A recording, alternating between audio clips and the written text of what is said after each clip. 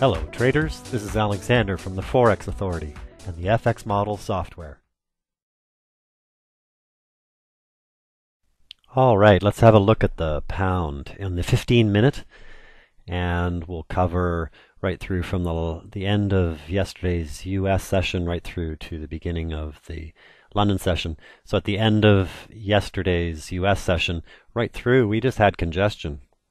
And clearly see that on the chart. We had congestion, and the first dot to signal was a sell with no trend, as indicated by the black color. And the sell, because it exists above price, that indicates a sell.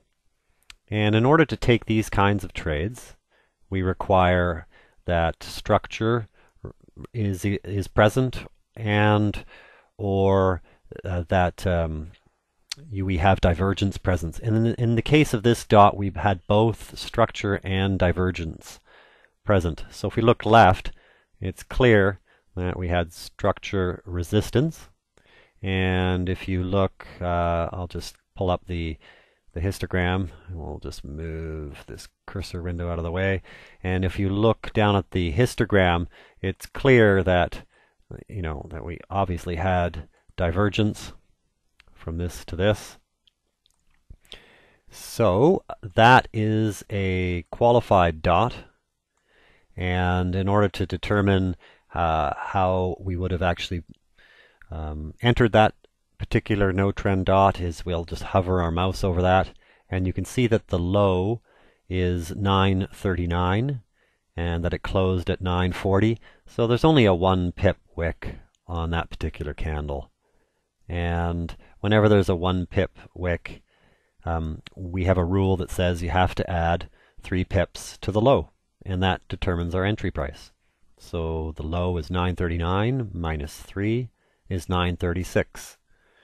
So our entry on this candle right here would have been at 936.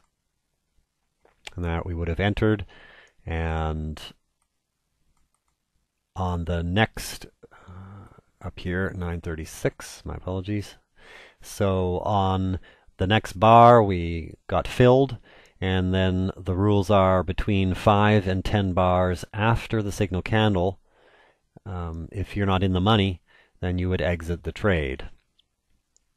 And my own personal rules are 6 bars, so within 6 bars, 1, 2, 3, 4, 5, 6. If on this 6th bar, market hasn't shown its hand and it's starting to make its move, you would exit the trade. So depending on your particular rules, some people may wait 10 bars, in which case they would definitely have been in the money at that point. All depends on your personal rules, but between 5 and 10 is what the manual stipulates. So after we entered that trade, our stops would have been placed above the last previous swing high, which in this case is identical to the local high right here. So we have exactly the same action, and we'd have to look back quite a ways to find a higher high. So in this case, you could use the average true range as a measure, and I'll just flip over to the average true range. For that particular bar, we're looking at about a 10 pip average true range. So you could simply add 3 times the average true range. So 30 pips above this high is where we would place our stop, would be a prudent place to place stops. So I'll just drag this to represent our stops. And let's see how price continued onwards. So we had an opportunity at this bar right here to do 2 different things, to drag our stops down above this pivot high here, because obviously this closed below that. So that's one of the rules. And another thing that happened is that we had a breakout sell signal occur at 910. And that breakout sell carried us through until we had, so you would have entered that as a sell signal, so you'd have 2 trades occurring simultaneously. And the rules for exit on this first dot that we took are that if any opposite dot appears, or if we have a crossover on the MACD histogram, which we did not have. It went to 0, but it did not cross over, and it just continued downwards. But we did have an opposite dot appear.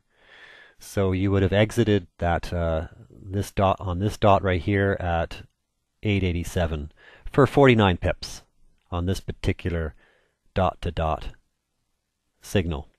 On the breakout, we have a different set of rules. You would not have exited this breakout trade based on this opposite dot.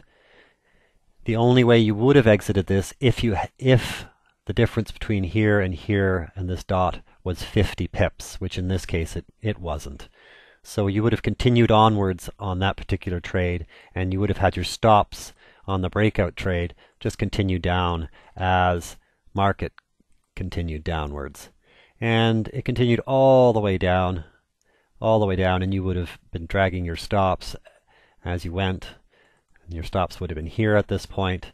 And what we had is the first qualified exit for the breakout, which is when the two EMAs, the EMA 3 and the EMA 14, crossed over. And that occurred right here at 3:45 Eastern. And we exited at approximately 800.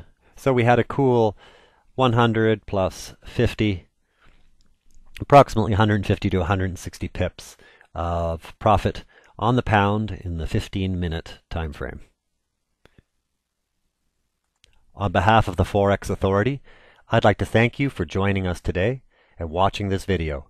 And I invite you to visit our website at www.forexauthority.com for more information, or to join our free informational newsletter, or to sign up for a live demo of the software. And if you'd like to email any questions or comments, please contact us at info@forexauthority.com.